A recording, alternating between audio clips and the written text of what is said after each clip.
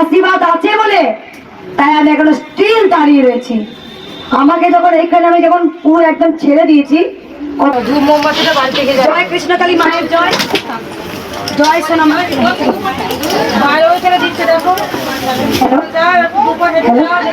জয় কৃষ্ণকালী মায়ের জয়।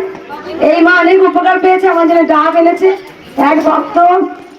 এই যে পুষ্পপত্র আর থালা কোন মা দিল, সেই মা কই চলে গেল? তুমি দিয়েছো না মা? মাকে দেখিয়ে দাও একটু, উপকার হয়েছে মা? কোথা থেকে আসছো? আমি হাওড়া থেকে আসছি। আগে এসেছিলে? হ্যাঁ। কবার এসছো? একবারই এসেছি, এটা না দুবার। তাই জন্য মাকে পুষ্পপত্র শাড়ি দিয়ে দিয়ে নিয়ে এখানে মা তুমি নিয়ে এসছো। এই মাকে সবাই চিনতে পারছেন? এই মা কিন্তু আজকাল ভক্ত নয়। এই মা যখন থেকে প্রথম ভিডিও দিয়েছি তখন থেকে মা ভক্ত, 2 বছর ধরে। যে ভক্ত একবার আসেন সেই ভক্ত বারবার আসেন। কেন আসেন না? মায়ের কাছে কিছু পান। আমি জানি কৃষ্ণকালী মায়ের কোনোদিন ভক্ত কম হবে না। একটা ভক্ত 10 বার, 12 বার, 11 বার, 13 বার করে আসেন, বলে আমাকে যেন মা টানছে, তাই আমি আসি। এই মা অনেক উপকার পেয়েছে। মা আমাকে 2টো ডাব দিয়েছেন। তো কেন দিয়েছেন মায়ের মুখে একবার শোনা যায় বলো। মা, আমার মুখের ভিতরে একটা গোটা উঠেছিল শ্বাস টাইপের। তোমার কাছে এসেছিলাম 23শে জানুয়ারিতে। তারপরে তুমি আমার জবা ফুল খেতে বললে, আমি খেয়েছি। 6 থেকে 7 দিনের মাথায় আর শ্বাসটা আমার ঠিক হয়ে গেছে। আমি এখনো জবা ফুল খাচ্ছি, খেয়ে যাব। কোথা থেকে আসছো মা? আমি বড় থেকে আসছি। কবার এলে? এই নিয়ে 6 বার। 6 বার আসছে। বড়নগর, এখানে বড়নগর অনেক দূর তো। তুমি তো কালকে তো আমার ভিডিও দেখেছি তোমার। আমি হচ্ছে মায়ের দর্শন আমি করবো, মা ত্রিশূল দিক আর না দিক। একদম। এই যে আমি আমার পরীক্ষা করে দেখলাম, দেখি দেখো আমি কাউকে বলে ঘোষণা করে দিয়েছিলাম আমি ত্রিশূল ছোবো না। কেন ছোবো না? আমি বলেছিলাম, আমি বারবার ভিডিওতে বলছি অসুস্থ আর বাচ্চাদের এই গরমে আনবেন না। সুস্থরা এসে মায়ের স্থানে তার নাম করে পুজো দিয়ে যান। এই গরমে এত অসুস্থ, এত গরম পড়ছে, আর বাচ্চাদের নিয়ে এসে অসুবিধা হবে তোমাদেরই। আমি তিরপল দেওয়ার ব্যবস্থা করছি। আর তোমরা সবাই জানো, মন দিয়ে দেখো। অনেকে আমি দেখেছি কালকে যেই বলেছে আমি ত্রিশূল ছোঁয়াবো না, এই যে এত লাখো লাখো ভক্ত আজকেও এসছেন, দেখেছেন আমি লাইভ করেছি। তো আমি ভক্তদের বলে দিয়েছিলাম যে তোমরা যারা মাকে ভালোবাসো তোমরা এসে মায়ের স্থানে পুজো দিয়ে চলে বেরিয়ে যাবে। একটা ভক্ত গিয়েছিল? কেউ যায়নি। সবাই কার জন্য বসেছিল? মঙ্গলা মা আসবে। সবাই আমার আশায় বসে আছে। আমার বাড়িতে বারবার ফোন যাচ্ছে আমার কাছে যে মা তাড়াতাড়ি আসুন, প্রচুর ভক্ত আপনার আশায় বসে আছে। তো ভালো হয়েছে, আজকে ভক্তরা কেউ বিরক্তি করে। কালকে শনিবার ভক্তরা কিন্তু খুব চালিয়েছে। কালকে আমি সত্যি বলছি, আমার ঠিক টাইমে মাথায় জল দিয়েছিল বলে আমি পুরো বেঁচে গিয়েছিলাম। আর মায়ের আশীর্বাদ আছে বলে। 1 লাখ 2 লাখ ভক্ত দেখা কি মুখের কথা? হ্যাঁ, তোমরা একটা কথা বলো আর আমাকে সব সময় কথা, মুখের কথা সেটা কি হতে পারে? আজকে থেকে নয়, সুমানে 2 বছর সোমবারটাও ছুটি বলেছি, তাও ভক্তরা আসেন। মুখের কথা, শুধু মায়ের আশীর্বাদ আছে বলে তাই আমি এখনো স্টিল দাঁড়িয়ে রয়েছি। আমাকে যখন এখানে আমি যখন পুরো একদম ছেড়ে দিয়েছি, কতগুলো ভক্ত মা তাড়াতাড়ি করে আমার ঘাড়ে, আমার চোখে মুখে জল দেয়। তারপর আমার কিন্তু ধাপে আসি। কালকে আমার মনে হচ্ছে সঙ্গে সঙ্গে আমি হাত ফেল করে ফেলবো। কালকে আমার সত্যি করে অবস্থা খুব খারাপ হয়ে গেছিল। আমি সেই রাগে বলেছিলাম আমি ত্রিশূল ছোঁয়াবো না। কি কি ভুল হয়েছে দেখবে। আমি বলছি যে মা তোমরা পেশেন্ট গুলো নিয়ে চলে যাও, তোমার যদি ভক্তি থাকে ঘরে বসে নাম জপ করেও হবে। সে গুটি গুটিও নিয়ে চলে আসছে, তাহলে আমার কথা তোমরা শুনছো না? আমার ওপরে যাচ্ছে, তাহলে নাও, তাহলে অসুস্থ নিয়ে এসো, আমি আসবো না। দেখি তোমরা কেমন অসুস্থ আনো। অসুস্থটা আনতে হয় না, ঘরে বসে নাম জপ করি সুস্থ হয়। আমার মনের ওপরে সব কিছু হয়। তাই দেখো কোনো ভক্ত কিন্তু আজকে চাইনি। আমি কিন্তু কাউকে ঘোষণা করে দিয়েছিলাম যে আমি কিন্তু ভক্ত দেখবো না। আজও কিন্তু আমি ত্রিশূল ছোঁয়াইনি। তবু ভক্তরা কি বলছে, মঙ্গলা মা হাতটা দিলেই হবে। আমরা তাতেই খুশি। তাই দেখো হাতটার জন্য বসে আছে আজকে লাখো লাখো ভক্ত। কম ভক্ত হয়েছে আজকে। বাবা অনেকবার এসছেন। তোমাকে অত্যাচার হলো, আমি একবার গেছিলাম বড়ি নিয়ে সব কিছু নিয়ে আর ফেরত এসছি। আমার আশীর্বাদ আমার চাই। আমার দেখো এই বাবা শাকসবজি দিয়ে গেছে কোনো অত্যাচার। মন্দির বন্ধ করার আমি লিখে দিতে পারি, কারো কোনো ক্ষমতা নেই। কেন জানো? যেখানে স্বয়ং মা ধরাধামে এসেছে, মা মঙ্গল করতে এসেছে। কারণ যদি বন্ধ করা হয় জানবে কৃষ্ণকালী মা নিজেই বন্ধ করে নিয়েছেন। কারণ গোবিন্দই সৃষ্টি, গোবিন্দই সব, গোবিন্দই ধ্বংস, গোবিন্দই সব। যিনি কৃষ্ণ তিনিই কালী। তাই মন্দির বন্ধ করা এখনো পর্যন্ত কেউ পারবে না, কেউ না। কারণ আমার মন্দিরে যা যা হয়েছে আমি বলবো ভালোর জন্য হয়েছে, জানো। এই হলো বলে কত আজকে কত কত দামি দামি যারা চেয়ারে বসে আছেন তারা ছুটে এসে কি বলে জানেন, মা আছি, আমরা আছি। তাই মন্দির ভাঙার, কোন মন্দির মসজিদ কেউ ভাঙতে পারে না। আজ পর্যন্ত কোনো আইনে লেখা নেই যে মন্দির মসজিদ হবে না, মন্দির মসজিদ ভাঙার আইন নেই। আমরা হিন্দুরা হিন্দুর উপরে বেশি হিংসা করি, জানো। ঠিক। একটা যদি এই মসজিদ হতো, এই কৃষ্ণকালী মায়ের মন্দিরে কাট কাট হয়ে যেত। ঠিক, ঠিক। আমরা হিন্দু সনাতন ধর্ম আমরা বেশি ক্ষতি করি, নিজেদের ক্ষতি নিজে বেশি ক্ষতি করি। এটা মানি। কারণ সেখানে কৃষ্ণকালী মা এসছে, এত লাখো লাখো কোটি কোটি সন্তানরা নিজের মুখে বলছে আমি উপকার পেয়েছি, আমার মুখের ঘা দাঁড়াতে পারছি, নাম জপ করে এই হয়েছে। সবাই বোকা, সবাই বোকা, সবাই মূর্খ। কেউ কি এক কলম লেখাপড়া শেখেনি?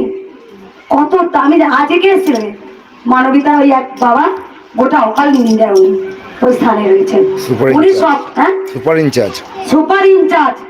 উনি কেন এসে না, মা আমি স্বপ্ন দেখেছি তোমাকে প্রণাম করবো, আমাকে প্রণাম করবো। আমি বললাম না বাবা, আপনি এত বড় আসনে বসে আছেন। না মা, আপনি কে জানেন, আমি তো মা, ছোট হন বড় হন আপনি বিশ্বের মা হয়েছেন।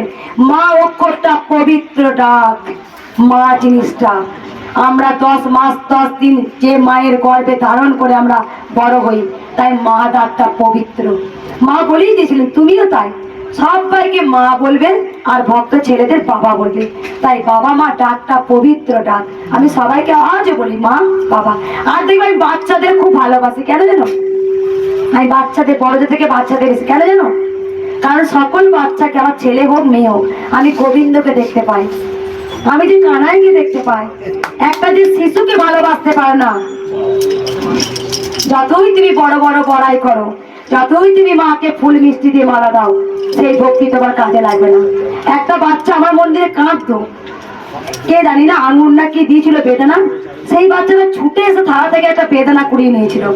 দিয়ে আমার সেবিকা যারা ছিলেন তারা তো বকেছিলেন, না না ওর খাওয়াটাই মায়ের খাওয়া হয়ে গেল। জানিস, তুমি বাচ্চাকে যদি ভালোবাসো, বাচ্চা একটা ফুলের নেয়, তাদের মতো নিষ্পাপ পৃথিবীতে আর কিচ্ছু নেই, তাদের মনটা সাদা কাগজের মতো। তাই বাচ্চাকে বেশি করে ভালোবাসো। আমি দেবে সকল বাচ্চা নাক দিয়ে ফোটা বেরোতে যাওয়ার কোলে তো নিলাম, কারণ সে হচ্ছে গোবিন্দ চোখে আমি দেখি তাদেরকে। তাই বাচ্চা যদি একটা ফল চায় তাকে আগে দাও। আমি প্রত্যেকটা বাচ্চাকে এরকম চোখে ভালোবাসি, কারণ ওকে ভালোবাসলে স্বয়ং গোবিন্দ খুশি। গোবিন্দ কপ কপ করে খেয়ে নেয় না, গোবিন্দকে তুমি কেবলমাত্র ভালোবাসছো, সেই ভালোবাসাটা গোবিন্দ মাপকাঠি করে নিয়েছে যে হ্যাঁ ওর হৃদয় আছে, মন আছে। অনেক বাচ্চারা কি করবে না, কালকে আমাকে টিস্যু দাও, আমাকে দাও। আরে যুবক বড় বড় ছেলেরা তারা অসুস্থ বাচ্চায় কোথায় আগিয়ে দিবি, বস টপকে এসে টিস্যু নিচ্ছে। তার মানে তুমি কি ভাবছো আগে নিলি আগে ফল পাবে? না, কখনো পাবে না, কখনো হবে না। এটা ভুল। তুমি যদি বলতে পারো মা তুমি সবার মঙ্গল করো, আমারটা পরে দিলেও হবে, তার মানে তুমিই আগে পাবে। আরে আগে এলে পরে কি কেউ আগে যায়? কেউ মায়ের আগে সন্তানও তো চলে যায়। আগে এলি আগে যাওয়া যায় না, পরে এলি পরে যাওয়া যায় না, সবই গোবিন্দর হাতের উপরে চলছে। গোবিন্দ যেমন ভাবে লিখবে তেমন ভাবে চলবে। কেউ এখানে এসে 10 বার ত্রিশূল ছিঁড়েও কাজ হয়নি, আবার কেউ ঘরে বসে টুক করে নাম জপ করে কাজ পেয়েছে। তারপরে মা জানে কাকে কোন সময়ে দিতে হবে। আগে তুমি ছটফট করে একটা বাচ্চাকে টেনে সরিয়ে দিয়ে, একটা অসুস্থ মানুষকে ছড়িয়ে দিয়ে ত্রিশূলটা আগে কোনো রকমে আমি নিতে পারলেই হলো, তাহলে তুমি আগে পাবে না। তোমার মানসিকতাটাই নেই, তোমার হৃদয় নেই। তাহলে কেন গোবিন্দকে বলা হয় দিনের বন্ধু? গোবিন্দ কিন্তু দিনের বন্ধু। দুর্যোধন তাকে সোনার থালায় খেতে দেবে বলে গোবিন্দকে ডাকছে, কানাই কানাই তুমি আমার ঘরে চলো, আমার রাজপ্রাসাদে চলো, তুমি তোমাকে সোনার থালায় ভালো ভালো সেবা দেব। শেষকালে গোবিন্দ কার ঘরে গেল? বিদুরের ঘরে। আর বিদুর ছিল খুব গরিব। বিদুরের বউ গোবিন্দকে দেখে কি খুশি, কলাটা খোসাটা ছাড়িয়ে কলাটা না দিয়ে খোসাটা দিচ্ছে। কানাই, আমার কানাই সেবা করছে। বিদুর এসে দেখো, এ কি করছো তুমি? তুমি গোবিন্দকে কলাটা না দিয়ে কলার খোসাটা খাওয়াচ্ছ। তার মানে গোবিন্দ ভক্তি নেয়। গোবিন্দ দামি দামি ফল মূল মিষ্টি কিচ্ছু চায় না। তুমি এক থালা গোবিন্দকে ভালো করে ক্ষীরের মতো পায়েস করে গোবিন্দের সামনে দেবে, আর গোবিন্দকে তুমি বলবে গোবিন্দ তুমি আমায় দাও এটার বদলে, দেবে না। কিছুর বিনিময়ে কিছু চাইতে নেই। আমাকে অনেক ভাব করে, মা আমার যদি এটা হয় না আমি এই মন্দিরটা করে দেবো। ওরে তুই দেয়ার কে রে? তোর হাত দিয়ে নেবে তবেই না তুই করবি। তোমার হাত দিয়ে দাঁত দুটো নিয়েছে তবেই তুমি আনতে পেরেছো, নাহলে তোমার কি অ্যাক্সিডেন্ট চোখে তোমার কিছু হতে পারতো। এখানে যারা যারা এসছেন সব মায়ের দয়াতেই এসছেন। মা চেয়েছিল তবেই তোমরা এসেছো, মা না চাইলে তোমরা আসতে পারো না। আমরা একমাত্র উপলক্ষ গন্ডি আমাদের করে দিয়েছে, গন্ডি। গোবিন্দ যা কপালে লিখবে, যতটুকু লিখবে ততটুকুই আমরা পাবো, এর বেশি উঠতে আমরা যেতে পারি না। তাই ভক্তি নেই। যারা দেখবে খুব দুঃখী, পঞ্চ পাণ্ডবকে ভাবো সত্যবাদী যুধিষ্ঠির, আর আমরা তো তারও সত্যবাদী হয়ে গেছি। আমরা তো বেশি মিথ্যা বলি, সত্যকে ভয় পাই, আমরা সত্য বলতেই ভুলে গেছি। কিন্তু সত্যবাদী যুধিষ্ঠির হয়েও অর্জুন পঞ্চ পাণ্ডবের সব থেকে দুঃখের জীবন গেছে। রামকে পরীক্ষা করে দেখো, ভগবান যার গোটা পৃথিবীটা যার চক্র যার হাতে চলছে, তার কত কষ্ট গেছে। গর্ভধারিণী মায়ের কাছে থেকেও কিন্তু সে মায়ের দুগ্ধ পান করতে পারেনি। হ্যাঁ, কার কাছে? মানে যশোদার কাছে।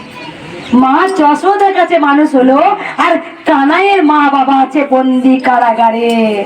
তাহলে আমরা তো দূর ছাই রে। পৃথিবীতে যখন এসেছি জ্বালা কষ্ট যন্ত্রণা ভোগ করতেই হবে, তবে আমাদের মুক্তি হবে। আমরা কি করি?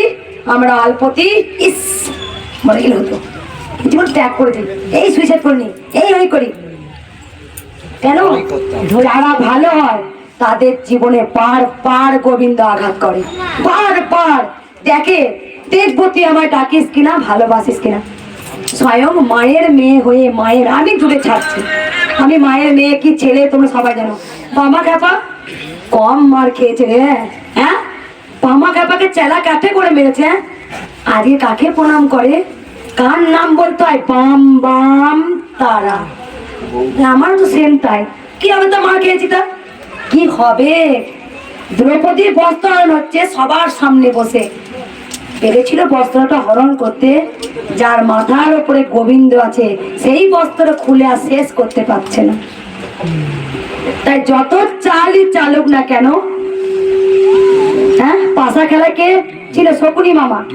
পাশা খেলায় এত কিছু হয়েও পেরেছিল তাদের পরাজয় করতে। হয়তো সাময়িক কষ্ট দিয়েছিল, 12 বছর তাদের বনে থাকতে হবে, দ্রৌপদীকে রান্না করে খাওয়াতে হবে, কৃষ্ণ গিয়েছিল। কিন্তু জয় কার হয়?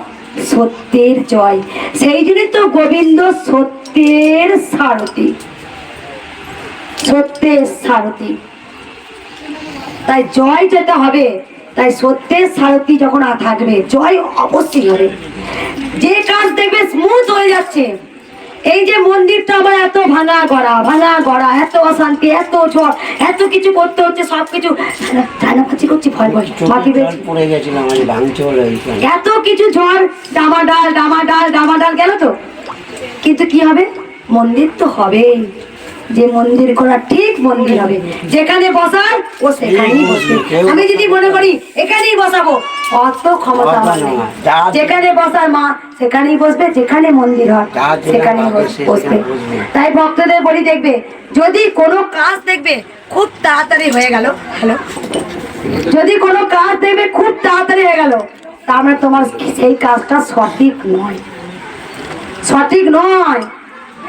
যে কাজ তুমি করতে করতে বারবার বাধা আসছে, তুমি ধৈর্য করে থাকো। বাধা মনে আছে কে পাহাড় কেটে রাস্তা বানিয়েছিল? হ্যাঁ, কে? কাঠবিড়ালি না, একজন আছে, নামটা ভুলে যাচ্ছে, আমরা পড়েছি বইতে। ওনার হ্যাঁ দশরথ মাঝি, একদম একদম দশরথ মাঝি বলে দিই। ওনার স্ত্রী প্রেগনেন্ট। কোনো জিনিস কিন্তু ইজি হয় না, ধৈর্য। তাই তাই তোমার ধৈর্যের বলটা হারালে হবে না, তোমার ধৈর্যটা রাখতে হবে, দেখবে পরে ঠিক পেয়ে গেছো। দশরথ মাঝি হচ্ছে তার, ওনার স্ত্রী প্রেগনেন্ট ছিল। তা ওনার হসপিটালটা আর বাড়িটা কাছে, কিন্তু একটা এমন একটা পাহাড় ছিল, সেটা ঘুরে যেতে অনেক টাইম লাগতো। ওনার গাড়িতে যেতে যেতে যেতে রাস্তায় মাঝপথে গিয়ে স্ত্রী মারা গেল। তখন উনি ভাবলেন কি, ইস যদি পাহাড়টা না থাকতো তাহলে যেই সময়টা মরলো তার আগেই কিন্তু আমি হাসপাতালে পৌঁছে যেত, আমার স্ত্রী বাচ্চা বেঁচে যেত। সেই দিন ওনার হয়তো বয়স জোর 26 কি 27 কি 29 এরকম বয়স হবে। উনি প্রতিজ্ঞা করলেন, এই পাহাড়টা আমি ভেঙে রাস্তা বানাবো। ওনার রাস্তা করতে সময় লেগেছিল 68 বছর না 69 বছর বয়স। শুনবে, দশরথ মাঝি। সবাই রাস্তা আছে খ্যাপ্পা খ্যাপ্পা পারে নাকি, শুধু ছেনি আর হাতুড়ি দিয়ে দিল খ্যাপ্পা। দূর খ্যাপ্পা, পাগল হয়ে গেছে, কাজকর্ম নেই নাকি, কেউ এগিয়ে আসেনি। সে সেদিন কিন্তু একাই লড়েছিল। সেই পাহাড়টা কেটে কেটে তার প্রতিজ্ঞা, আমি রাস্তা বানাবই। সে খ্যাপা বলবি, ধোপা বলবি, যা বলবি বল, আমি আমার লক্ষ্যে পৌঁছে যাব। রাস্তা বানিয়ে ফেললো একদম ওই সেম ওই বয়সটা। তার জ্বালা ছিল ভেতরে, তার একটা জ্বালা ছিল, আমার স্ত্রী বাচ্চা মারা গেছে, আর গ্রামের কাউকে আমি কোনো স্ত্রী বাচ্চাকে মারতে দেব না, কেউ অসুস্থ মরবে না। আজকে আমারও প্রতিজ্ঞাবদ্ধ, যারা মানুষকে ঠকিয়ে এত টাকার মাদুলি, যারা মানুষকে ঠকিয়ে এই তোর এই দোষ ওই দোষ, 5,000 টাকা দিবি, আমি কাল সর্পদোষ কাটিয়ে দেবো, এই করবি এই দোষ কাটিয়ে দেবো, এটা করবি এত টাকা লাগবে, 20,000 টাকা দিবি, হোম করে দেবো, এত মাদুলি নিয়ে যা, 500 টাকা 501 টাকা দিবি। কেন জানো? মন্দিরটা ভাঙার পিছনে অনেক কারণ আছে, ভালো করে বোঝো, পিছনে যাও বুঝতে পারবে কেন মন্দিরটা যে ভাঙছে, কেন মন্দির হচ্ছে না। তাই মঙ্গলা মা বলেছে, ওরে কি এত বড় গলায় মাদুলি ঝুলাবি রে, কৃষ্ণ নাম ভজন কর। মা স্বয়ং নিজে বলেছে, জয় কৃষ্ণ কালী মায়ের নাম জপ কর, ওই নাম জপেতে দেখবি তোদের অনেক কিছু কেটে যায়। স্বয়ং মা সারদা বলে গেছেন যে নাম জপে তপেতে অনেক আমাদের দুর্ভোগ কাটে। তাই মঙ্গলা মা এখনো কোনো জল পোড়াও দেয় না, তেল পোড়াও দেয় না, কবচও দেয় না, আর কোনো কিছু দেয় না। তার মানে যখন আমি মাকে পায়েস খাওয়াচ্ছিলাম, তখন অনেক ভক্ত আমাকে, ওইটা অনেক মিলিয়ন ভিউজ ছিল, আমাকে কমেন্টে লিখছে, নিজে পায়েসটা খাচ্ছে কিন্তু মায়ের সঙ্গে আমার কি হচ্ছে, আমি তার বলে বোঝাতে পারছি না। আরে একটা সন্তানকে যখন আমরা খাওয়াই, আমরা কি করি, আমাদের খিদে পেলে আগে সন্তানটাই খাই দিই, মায়ের যে ধর্ম যেটা, তা মা তো ঠিক তা, এ তো জগৎ জননী, বিশ্বের মাতা। আমাকে মা বলতো, তুই এতক্ষণ উপোস করে পায়েস করি, তুই খাবি না, তুই খেলে আমি খাবো। তাই আজও সে পদ্মার লোক যাক, আমি খেয়েই মাকে খাবো, যেটা বলবি বল। আমার লক্ষ্যে আমার স্ত্রী, অনাথ দুস্থ, যারা হাঁটতে পারে না, খোড়া ল্যাগড়া, চোখে দেখতে পারে না, যাদেরকে বিদেশে ডাক্তার দেখানোর টাকা নেই, তারা অনাথ দুস্থ পড়ে পড়ে মার খাচ্ছে, পড়ে পড়ে তারা কিছু উদ্ধার হতে পারছে না। তাই স্বয়ং কৃষ্ণকালী মা কলিযুগে এসছেন উদ্ধার করার জন্য। কোনো মাদুলি নয়, কোনো তাবিজ নয়, কোনো কবচ নয়, কোনো হোম নয়, কোনো যোগ নয়, শুধু সব সময় আপড়ে যাও, জয় কৃষ্ণকালী মায়ের জয়, জয় কৃষ্ণকালী মায়ের জয়, এতেই তোমরা উদ্ধার হবে। যে যা বলবি বল, আমার লক্ষ্য আমি ঠিক রেখেছি, মন্দির তো হবে। এই যে মা, ইনি কি ওষুধ খাননি? আমি আর একটা উপকারও পেয়েছি মা। তুমি কি গালে ঘাটার জন্য ওষুধ খাওনি? ওষুধ খেয়েছি কিন্তু কম ছিল না, তবু তুমি আর 6 বার এলে আজকে। 6 বার এলাম। আর একটা হয়েছিল হাঁটু আটকে যেতাম, এসেছিলাম, ধুলো লাগিয়ে দিয়ে গেছি তোমার কাছে বলে গেছি। এবার ডাক্তার ওষুধ দিয়েছে, খেয়েছি 2 মাসে। 2 মাস পার করে যখন ডাক্তারের কাছে গেছি, আমি আমার হাঁটুটা, ডাক্তার কাগজে প্রেসক্রিপশনে লিখছে ওষুধ, কাগজ কোথায় উড়ে চলে গেছে, আর লিখতে পারছে না, কোথায় গেছে। আমি বলে দিই, দেখো যে অনেক ভক্তরা না জল নিয়ে আসে, জল বলে মা জলটা একটু পুড়ে দাও তো, আমি এই চল, আমি জল পড়া দিই না। কি জল পড়া নিবি না? হ্যাঁ, ওই জলটাই জয় কৃষ্ণকালী মায়ের জন্য খা, তোর ভক্তিতে সব কিছু হয়। আমি যেন বলে, ও মা এই ফুলটা নেবো না, মায়ের চরণ থেকে ফুল দাও না। আমি তো আরে, মাকে পুজো দিয়ে জলটা খেয়ে তোর নিই মা। ভক্তিটাই চরণ মায়ের। তুমি যদি ভক্তি করো না, মাটিতে এমনি করে নিয়ে নাও, হয়ে যাবে।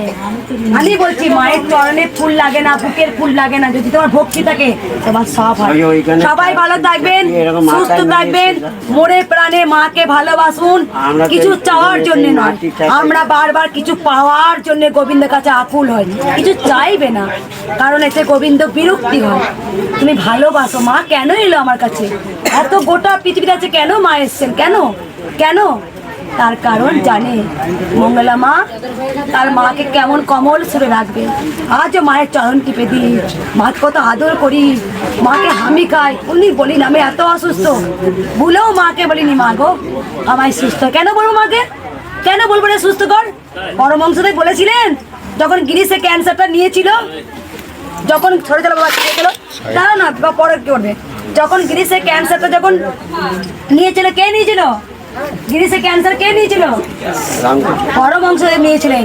ওনার শিষ্যরা বলছে, আচ্ছা গুরুদেব আপনার সাথে তো মায়ের কথা হয়, তাহলে আপনি বলুন না মাকে একটু যে তোমার আপনার ক্যান্সারটা নিয়ে নি, আপনি এত কাশছেন, এত কষ্ট হচ্ছেন। পরমহংসদেব বলেছিলেন, ওরে শরীরে আবার কি দোষ রে, শরীর থাকলেই ওর রোগ প্রবেশ করবে, তাই রোগ সবার হবে, কেউ বলতে পারবে না নিরোগ হতে পারে না, রোগ সবার হবে। তার মানে ওই পরমহংসদেব তো মাকে বলেনি, ও মা তুমি আমার ক্যান্সারটা নাও, কেন বলেনি জানো?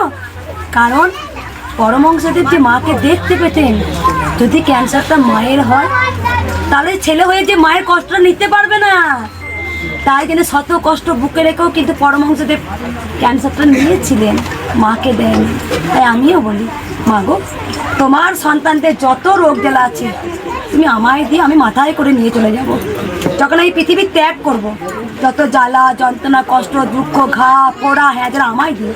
কিন্তু কোনো ভক্তি দিয়ে কেউ বলে না মা এই রোগ জ্বালা সব তোমায় দিয়ে গেলাম, তখন আমি খুব রেগে যাই। মা আমার কাছে কমল সুরে আদর নিতে এসছে, ভালোবাসা নিতে এসছে, তোরা কেউ আমার মাকে রোগ দিবি না, আমায় দে। যত রোগ জ্বালাচ্ছে আমায় দে, মাকে দিস না। কারণ আমি যে দেখতে পাই, আমার যে মায়ের সাথে কথা হয়, আমার মা যদি এক ফোঁটা কাশে আমার যে কষ্ট হয়। যিনি কৃষ্ণ তিনি কালী। যখন আমি ঘুমাই জানো, আমি তো সোনা মায়ের কাছে শুই, আমার গোপালটাকে চুপ করে নিই, রাতে ঘুমিয়ে ঘুমিয়ে দেখি কানায় কোনো পায়ে যন্ত্রণা করছে না তো, আর আমরা কি করি, এ গোবিন্দ পাটা ভালো করে দে, কানাই মরে যাচ্ছি। আর আমি বলি আমার যা হচ্ছে হোক, আমার কানাই পায়ে যন্ত্রণা করেনি তো, আমার কানাই ভালো আছে তো। এটাই হচ্ছে মার সন্তানের ভালোবাসা, কেউ দিতে পারবে না। আমরা সবাই স্বার্থপর সন্তান। আমাদের যদি কৃষ্ণকালী মা দেয় তাহলে বলবো খুব ভালো, যদি না দেয় দূর নেই নেই। এটাই তো আমাদের ধর্ম। প্রকৃত ভালোবাসা দেনা পাওয়ানোর জন্য নয়, স্বার্থের জন্য নয়, স্বার্থটা ত্যাগ করো। যে চোখের জলটা আছে মায়ের চরণে সঁপে দাও, তার মতো আনন্দ পৃথিবীতে কিচ্ছু নেই। আমি রোজ দুবেলা মায়ের কাছে কাঁদি, পুজো করতে করতে কি অনুভূতি হয়, আপনি হঠাৎ করে দু চোখ দিয়ে গঙ্গা জল মনে হয় ঝরে পড়ে। তার মতো তৃপ্তি আনন্দ পৃথিবীতে কিচ্ছু নেই। আমরা তো মোহই ঘুরছি, মোহ, সব মোহই ঘুরছি। ছেলের চাকরি দাও, আমার স্বামীকে ভালো করো, এই করো, ওইগুলো হচ্ছে মোহ। যেদিন ওই মোহটা ছিঁড়বে সেদিন বুঝতে পারবে কি আনন্দ, কি সুখ জীবনে। এক ঋষি বাবা বনে তপস্যা করছে। আর একটা ছোট্ট বলবো, তোমাদের আধ্যাত্মিক চেতনা আমি কথা বলবো, সবাই ত্রিশূল ছোঁয়াও, হাত ছোঁয়াও, নিজে নিজে কথা বলে চলে যাও। এক ঋষি বনে ধ্যান করছেন, এক আমাদের মতোই কোনো মানুষ সেদিকে গেছে, গিয়ে দেখেছে একটা কিসের পাহাড়, একটা দেখেছে রূপোর পাহাড়। ইস, রূপোর পাহাড়, আর একটু গেলে সোনার পাহাড় পাবো ঠিক। আবার এগিয়ে গেছে, আবার সোনার পাহাড়। ইস, আবার একটু গেলে মনে হয় হীরের পাহাড়। কারণ আমরা কি, যখন একটা পাই আবার একটা লোভ বানাবো, আবার যখন পাই আবার লোভ। আমার কি মনে হয় জানো, এই তো মা কথা বলছে, এই তো মা হালকা দেখা দিচ্ছে, এবার কিন্তু মা হাসবেই, একটা ভিডিও আসছে এই আমরা কিন্তু কেউ গোবিন্দকে খুঁড়ে বার করার চেষ্টা করি না, তাকে আমরা জানার চেষ্টা করি না। যে ঋষি ধ্যান করছে ওনাকে বলছে, আচ্ছা কেমন দেখো এইখানে বনে থেকে বাবু সোনার পাহাড়টা আর উপর পাতা পেলো না, আমি এক সময় এসে না ওরে আমি যা পেয়েছি তার সঙ্গে কিছু মূল্য নেই। সোনা আজ আছে, গোবিন্দের অভিশাপে ছাই হয়ে যাবে। হ্যাঁ, তাকে যদি কেউ চিনতে পারো, তাকে যদি এবার খুঁজে বার করো, আমার সোনা দানা পিছনে পড়ে থাকলে আমি তাকাবো না।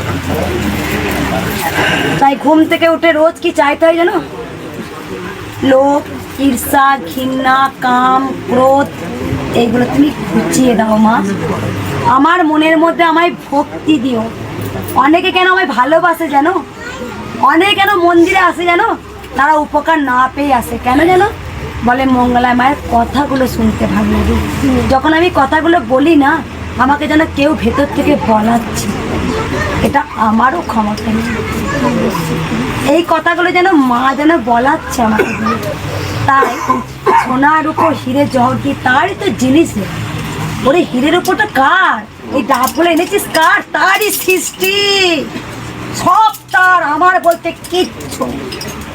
তাই ঘুম থেকে ওঠে কিছু পাওয়ার জন্য দেখো না, ঘুম থেকে উঠে বলো কাম ক্রোধ ঈর্ষা ঘৃণা ত্যাগ করো, আমায় শুধু এক ছিটে ভক্তি দাও।